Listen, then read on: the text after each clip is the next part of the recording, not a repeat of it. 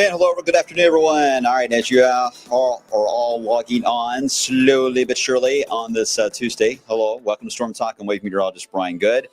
Yeah, I know it's an afternoon update. You may see more of those in the coming days, especially as we get more data that rolls in a crucial part of the morning and midday hours. But obviously, our main focal point will be on the stormy setup this weekend, but it's rather complex. There's several different moving parts to how this is going to play out. There's a lot of steps that have to happen before we even get to Sunday's threat that is still out there. But it is got a big asterisk next to it because, yes, while the ingredients are mostly there, especially from far and away in a distance on paper, the finer details are, as always, going to matter in severe weather. But certainly in this case, they will matter in a big way. And we may not have crucial points in that data until we get to about, I would say, a Thursday night and Friday morning. I know, all last minute, but unfortunately, higher res data matters. I mean, the long range models are getting more resolution to them. That helps in a big way.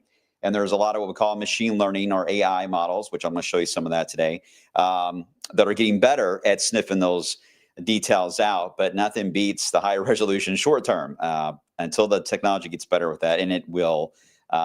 That's kind of the pain and suffering we have to get to. But certainly, if you guys have been watching the blog, just in the time that I've even been here at Wave, man, things have changed a lot in our available data that we have to share and look at and analyze. It has really gone up tremendously. So that makes a big difference on these outbreaks. But I do caution because sometimes too much data can be a bad thing. Sometimes you can have too much noise, and that's what I'm always trying to be aware of too when I'm looking at stuff. All right. Anyway, we'll get to that in a second. As you guys are filtering in, again, I can see your comments on social media side flying in. Hello, Ashley and Storm Chaser Jason Hamilton. Hope you're doing well, Jason. And Deshaun and Michelle, hope you guys are doing well. I'll again get to some of your questions coming up. Hopefully, I'll answer them all as I always try to do in my dissertation here. You can see we got a little bit of blue showing up now over the city. It hasn't always been the case here today. It's been mainly an overcast setup. Louisville's been right on the edge of the sunnier and cloudier setup that makes a difference on just how warm you're trying to get today.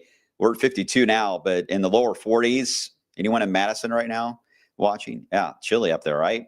Meanwhile, you've got close to 60 already in Marion County. Now, I know I got a lot of Marion County folks in here. Yeah, you may even get close to 70 today in our southern counties. So the point of all this is everyone head south, because this is going to be a similar looking map for the next few days. It's not going to change a whole lot. So if you're in the southern areas, other than maybe Thursday or Friday, you may have a bit of a difference on temperature, but still overall the next couple of days at least, you'll be in better shape.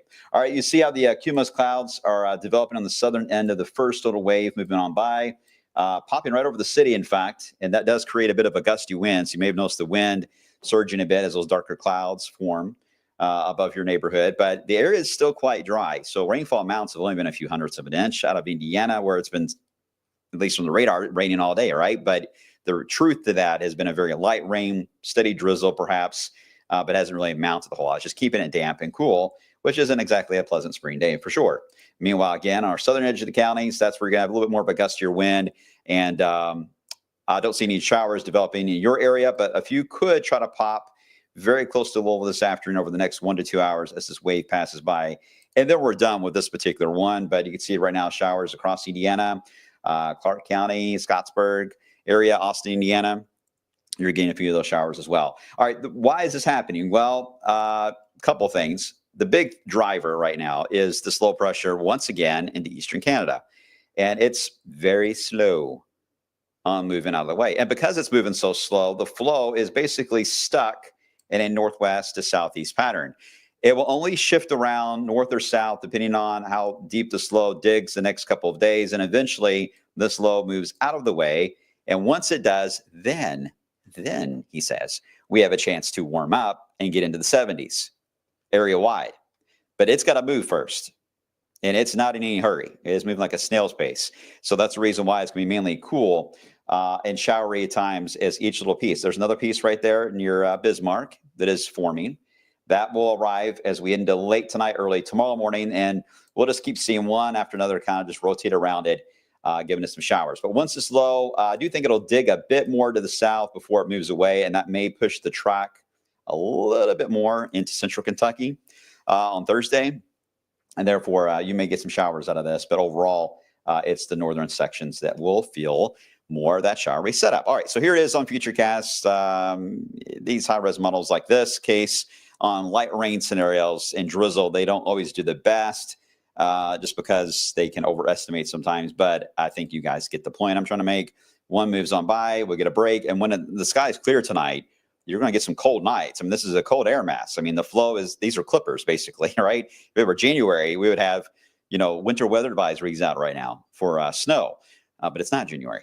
So instead we get a miserable cold rain. And you can see another report moves in as we get into tomorrow morning to the afternoon, another one as we get into Wednesday night and Thursday. But this is the one that's a little bit more to the south and may give us a bit more of a kick on some showers, maybe a rumble of thunder on Thursday.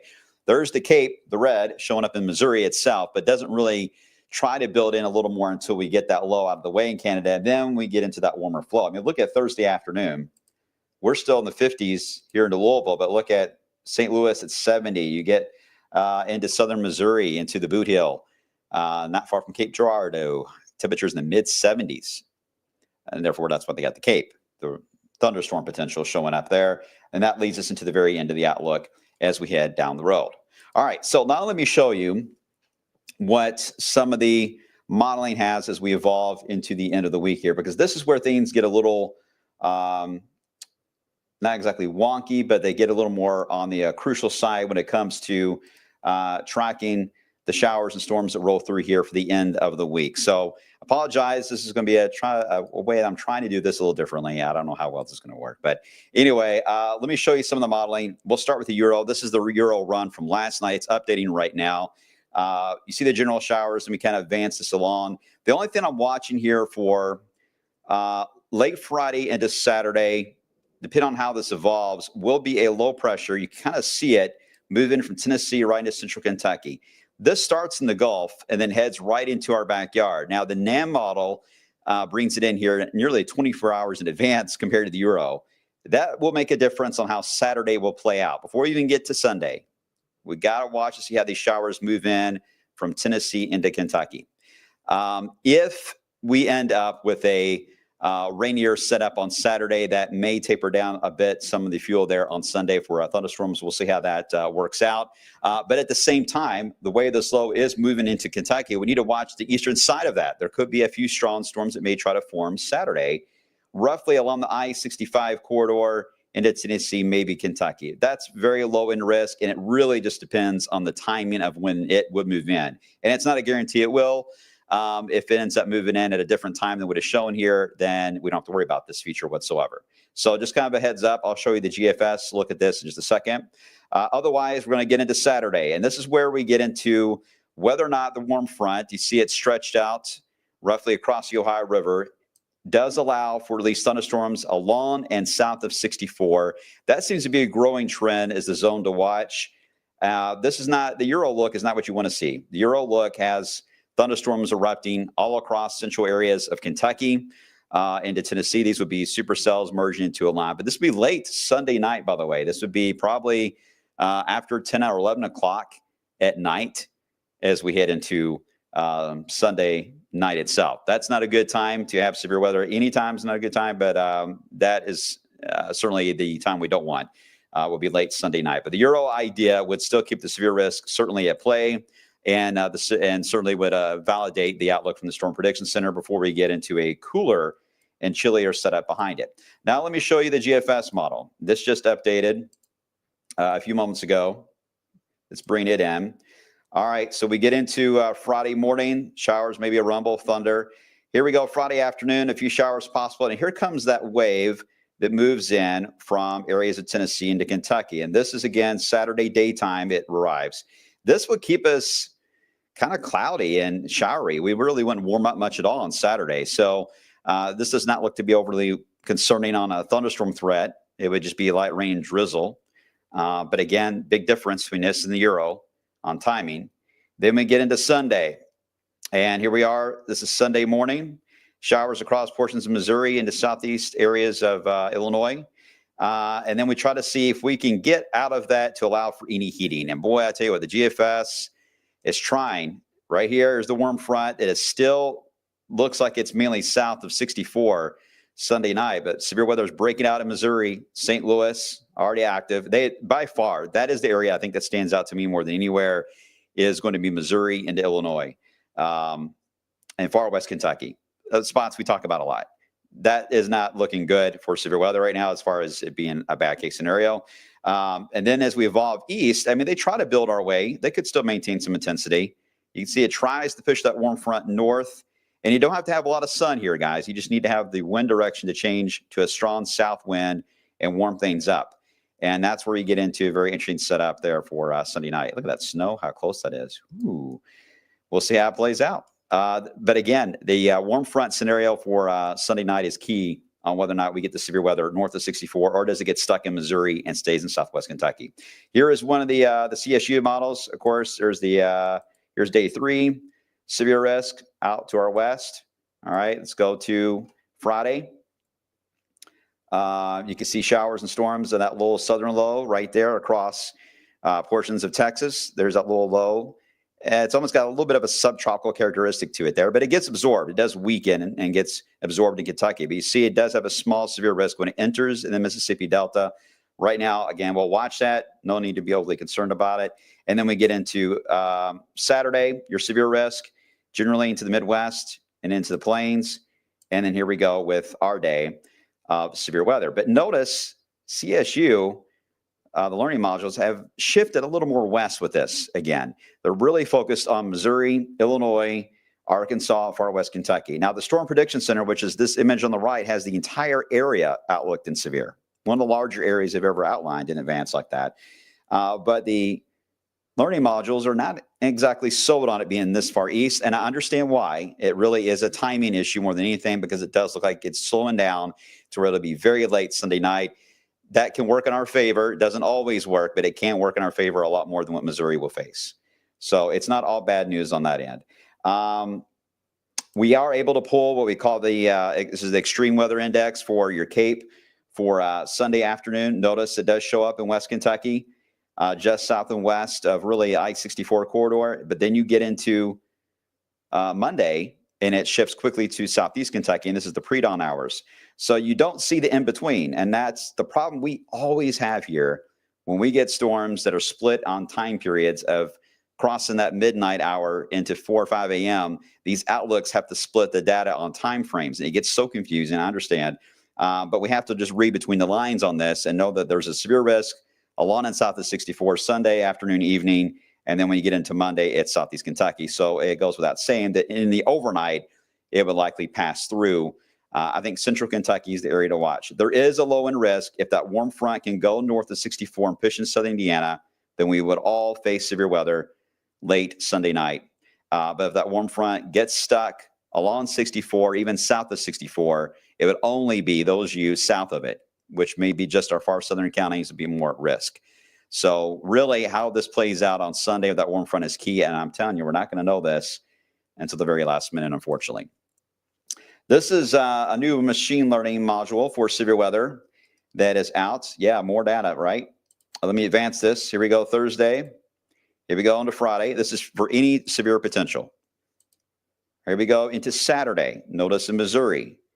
And then we get into Sunday. Once again, even this particular data, now it still has a bit of a push toward areas there in Evansville and west of Louisville on 64. You can see that it does nudge eastbound, but there's no doubt Missouri, Arkansas will have the higher potential. And then we get into Monday, boom, it is off to the east once again. So there's still some questions on the potential here for there to be more of a bigger concern on severe weather as we get into Sunday night and Monday. I don't think right now that we are to that point where this is going to be a big threat. I think we're going to get the leftovers of whatever's happening in that area around St. Louis and Evansville Sunday afternoon, evening. We're just going to have to take this day by day.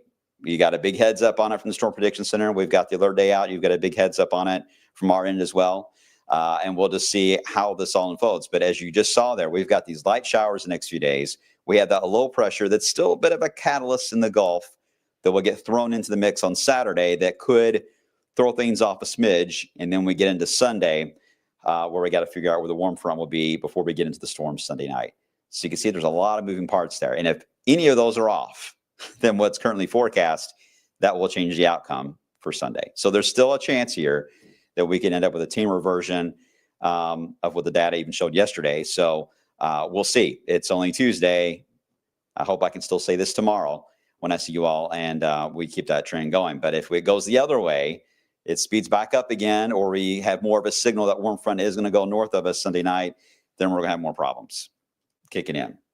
After that, I do think we're going to get into warmer weather as we head into the end of next week. We'll drop initially for Monday and Tuesday after such a strong system, and then we'll try to warm up in a big way. You don't see it on the 10-day, but we do have a good chance to get into the 80s as we head into the first full weekend, it looks like, of April. It goes without saying that's likely going to lead to more storms and severe weather. And I think we'll drop again, and then we'll do it again and reset. I think this constant reset we're getting is going to keep going. In fact, I was just looking at the data all the way to Derby Day, and there is actually a storm signal Derby week that is showing up. So this up and down fan, or the up and down trend here on this on these temperatures, these warm and cool swings and severe weather threats will continue at least through early May. We'll see. Already questions about Thunder over Louisville, Bradley? Yeah, I know. Thunder, we're not. I could see some of the signal for mid-April. It's tough because it's earlier this year than normal, so that's something we'll be watching. But right now, as you can tell, the weekends are becoming more the focal point for thunderstorms than the weekdays. So if this pattern doesn't shake up in a big way, and sometimes a big low pressure will do that, it'll shake up the timing. Once you get stuck in a rut, everything lines up almost the same day every week, right? But if you get a big enough system, and I do think the one that will be moving in this weekend will be fairly large, it may try to throw things off a bit. We'll see how that would influence the weekend trends. And Bradley, I hope that's the case, because that would help us out for Thunder, and it would help us out certainly for Derby, obviously. I'm knocking us out of that pattern, but I can't see for sure that's going to happen. Are we done with snow yet? Who asked that? Somebody asked that. Maybe it was me. Overall, yes.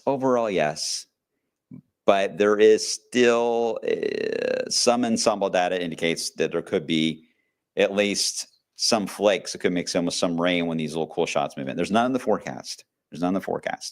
But I have not retired the StormTALK graphic yet for a reason. So just to keep in mind there, these cool shots will still have a bit of a kick to them. All right. I'm not sure I like how these models look on there. I'm not sure you all did either. I'll work on that. Todd, just to clarify, most of Kentuckiana does not have to be concerned about severe weather until after dark. Todd, that's the way it looks now. Yes, you're correct. There's a lot of data that supports this is a nocturnal event again for us. So that would mean, in fact, Sunday can be one of those weird days. If the warm front gets stuck near or south of us, we may not warm very much. You'll have drizzle all day, and your mindset's going to be like, how in the world are we going to get severe weather? This is, it's rainy outside. There's no way. It's not going to happen. And if the warm front didn't move for the rest of the night, yeah, you'll be absolutely correct. But there are signs that it wants to move north. And even with it moving north without sunshine, you can still get severe weather this time of the year, because it's a dew point surge, moisture surge that comes in. Even without sun, that can still, what we call, destabilize the atmosphere. You can still get severe weather. Granted, it's usually not as intense as you would have in a partly sunny daytime risk, which is what Missouri and Illinois, West Kentucky and Arkansas will be more in the threat for on Sunday, just because of timing. But we, right now, being nocturnal, we should get a lesser degree of this. I think the question right now is more of an issue of how widespread would it be, more so than if we're going to get thunderstorms or not. I think we'll get thunderstorms. I just don't know how widespread they will be and how much of wave country will be under the threat. That's going to take a few more days to iron out. Hi, Amanda. Hope you're doing well. Should the timing of the storm Sunday stay around the evening time, leaving early Sunday morning for Florida? If you leave early Sunday, you'll miss it all. Yes. Angela, this weather is exhausting. Look at me. I'm 19 years old. Look what it's done to me. Cameron, were yesterday's parameters showing more than today? Honestly, Cameron, I was out yesterday, so I didn't look at everything, but the data that I did glance at, yeah, they were a little more bullish yesterday than today. I think it's the Saturday wave that's kind of throwing a wrench, only because the Saturday wave, I don't know yet how that will influence the warm front after it is off the maps. How does that influence the daytime on Sunday? I think that's where the models are just having a tough time. And that's to be totally and understandable in this kind of scenario. I've seen this play out so many times, a very similar one to this. And you're going to ask, well, then what has happened before? Well, both. I've seen it where it'll bust and you get nothing. And I've seen the warm front move north rapidly at 10 o'clock at night. And then all of a sudden we got warnings everywhere. I've seen both play out. But I'm telling you that wind direction is key. You don't want that southeast wind especially. And along a warm front and just south of it, that's not where you want to be. You want to be away from that. You don't want to be south of it. But you definitely don't want to be near it as well. You want it to be just away from you, way down. You want to be north of it. Keep it down in Tennessee or somewhere away from us, but not that we want anything for Tennessee, to be clear. But the warm fronts are always a big key on this. And I've seen it play out both ways. But that wind direction is absolutely crucial on that. Why are you laughing? Yeah, I'm 19. I didn't know that. Hi, Christy. Hope you're doing well. Do you think it'll be bad in Hardin County? You're worried about because of your no basement there. Right now, it's too early to make a call on how bad things will be, Christy. But I do think at this point, you're fully aware of what's going to happen. Not having a basement is obviously worrisome. I understand that. Just stay close to the forecast. Start asking around your friends or family and see if someone does have a basement in case you just want to get to your safe spot and rest easy Sunday night. I totally understand that. That's my advice to you. If you don't have a basement and some of you don't have that option, I don't have a basement. Lowest level of the home is key, number one. Second is an interior room. Get away from any external wall. You don't want to be in a room or a wall. Hey, how you doing? Kyle Shepard from the Louisville Zoo's here. You don't want to be near the exterior wall of a building because of the danger of a collapse there. You want to be in an interior room, no windows, excellent. Bathrooms are usually the best. Honestly, the plumbing in bathrooms does quite well to hold the walls sometimes intact. So a bathroom on the lowest level if you don't have any other choice, Christy. But if you're able to contact someone to get somewhere safe just to sleep for the night, because it is a nocturnal event, then I think that would be the best thing. Okay. And what are the chances for tornadoes look like on Sunday as of now? As of now, everything's on the table in this scenario, including tornadoes. Everything's on the table, but the risk is not high right now. But it wouldn't be this far out. Right now, we just see the overall setup.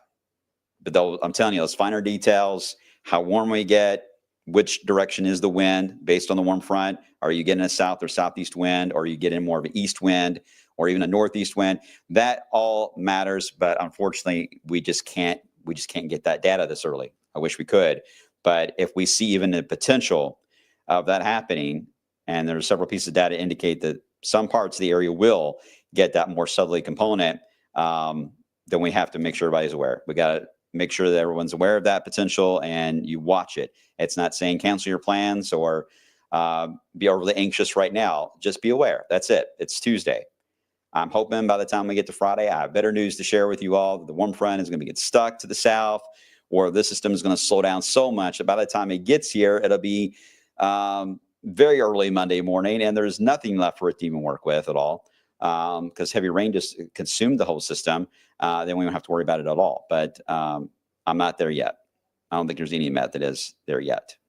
Okay. All right. There we go. I'm going to leave it at that for now. I know it's a lot of data through it, y'all, and it's kind of a rush one here today. We'll come back to this tomorrow. We'll look over it, see where we stand on it, how we are going to trend on whether or not we have to worry about any interruption there on Saturday with that low out of the Gulf, and then we'll see what the timing looks like on Sunday and see if there's any better agreement. Before I let you all go, real quick, let's look at the euro before I leave out of here. Give me just 1 second. And let's just see if it is showing any change in time, since it is updating while you guys are live with me here. And we don't always have that option, right? All right, let's see if I have it yet. Nope, not all the way in yet. All right, sorry. I tried. But it's only about 20 minutes away. We should have it. All right, I'm going to run for now. You guys stay safe. Sorry it's such a crummy day out there. The best looking ones, right?